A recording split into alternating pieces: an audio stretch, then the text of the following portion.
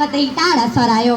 मोबाइलको पर्दाभित्र संसार हरायो, किताबको सुगन्ध कतै टाढा सरायो। ज्ञान खोज्ने हातहरू त आज खेलमै रमाए, तर सपनाको बाटोहरू त कता हराए। धन्यवाद कार्यक्रम सञ्चालकज्यू, यस कार्यक्रमका प्रमुख अतिथिज्यू, विशेष अतिथिज्यू, विशिष्ट अतिथिज्यू, यस मञ्चमा उपस्थित हुनुभएका सम्पूर्ण मेरा अतिथिगणहरू, निष्पक्ष निर्णयक समूह, समयपालक र यहाँ उपस्थित हुनुभएका सम्पूर्ण मेरा प्रतिस्पर्धी र अप्रतिस्पर्धी मित्रहरू। म बडेयाताल अन्तर्गत वडा नम्बर 8 मा रहेको Barda academy and polytechnic research centre विद्यालयमा अध्ययनरत कक्षा 8 की छात्रा प्रान्सी गर्तीको तर्फबाट स्वीकार्नुहोस् मेरो नमस्कार।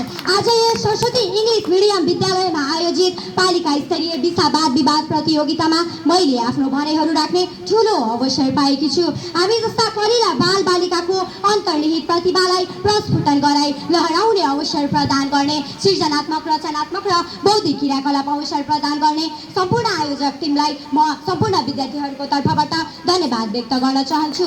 आज म प्रविधिको प्रयोग विद्यार्थीका लागि वरदान कि अभिशाप भन्ने विषयमा विपक्षतर्फ उभिएर आफ्ना भनाइहरू प्रस्तुत गर्न गइरहेकी छु। महोदय, मेरा प्रतिपक्ष मित्रले प्रविधिको प्रयोग विद्यार्थीका लागि वरदान हो भनेर चित्रण गर्नुभएको छ। उहाँहरूको कुरा सुन्न त यस्तो लाग्छ कि प्रविधिले त केवल सुविधा र प्रगति मात्र दिएको छ, तर हामीले नि कुनै पनि विषयवस्तुलाई एकतर्फी हेरेर मात्र त्यसको निष्कर्ष निकाल्न भने कदापि मिल्दैन। आज हामीले केवल प्रविधिको उज्यालो पक्षलाई मात्र हेर्नु हुँदैन, यसले विद्यार्थी जीवनमा पारेको निकै गम्भीर असरहरू पनि हेर्नुपर्छ। महोदय, मेरा प्रतिपक्ष मित्रले भन्नुभयो प्रविधिको प्रयोगले विद्यार्थीको जीवन सफल हुन्छ। म हजुरको भनाइको पूर्ण रूपमा सम्मान गर्दछु महोदय, तर हजुरको भनाइसँग म पूर्ण रूपमा असहमत छु। यति कुरा याद राख्नुहोस् महोदय, आगोले खाना पनि पकाउन मद्दत गर्छ भने त्यसले आग लागि पनि गराउन सक्छ। त्यसैले कुनै पनि विषयवस्तुको मूल्याङ्कन गर्नु अघि त्यसको परिणाम हेर्न सिक्नुपर्छ। प्रविधिले केही सुविधा दिएको कुरा त्यो सत्य होला, म मान्दछु, तर यसको अत्याधिक प्रयोगले गर्दा विद्यार्थीको जीवनमा निकै गम्भीर असरहरू परिरहेको छ। मेरा प्रतिपक्षी मित्रले भन्नुभयो प्रविधिको प्रयोग विद्यार्थीका लागि वरदान हो। यदि प्रविधिको प्रयोग विद्यार्थीका लागि वरदान हो भने आज किन हाम्रो अभिभावकहरू हामीबाट मोबाइल खोसेर हामीलाई पढ्न आग्रह गरिरहनु भएको छ?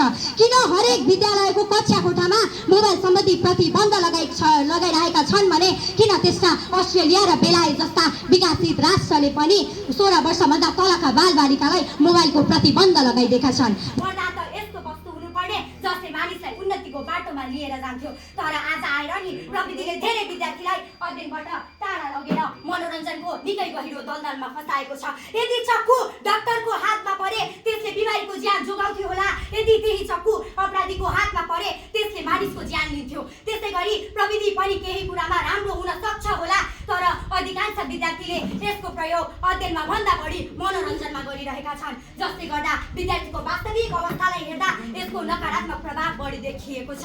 पुस्तकले विद्यार्थी बनाउँछ होला, तर मोबाइलको लतले विद्यार्थीलाई अवश्य बिगाड्छ नै। प्रविधि आफै नराम्रो होइन महोदय, तर यसको बढ्दो दुरुपयोगले गर्दा आज विद्यार्थीको जीवनमा निकै गम्भीर असरहरू परिरहेको छ। फ्री फायर, पब्जी जस्ता हिंसात्मक खेल खेलाएर विद्यार्थीलाई अपराधी गतिविधिमा उत्साहित गर्ने यो प्रविधि कसरी वरदान हुन सक्छ? यो त पक्कै पनि अभिशाप नै हो। प्रविधिकै कारणले गर्दा आज नक्कली विवाहको प्रपञ्चमा फसेका हाम्रा छोरी चेलीहरू आज बम्बईको कोठीमा पुगेका छन् भने कतिले त अरूको चरित्र हत्या गरेर मृत्युको मुखमा पुग्न समेत बाध्य बनाएका छन्। अनि यस्तो विकराल समस्या जान्दा जान्दै पनि हजुरहरू प्रविधि वरदान हो भनेर कसरी भन्न सक्नुहुन्छ महोदय?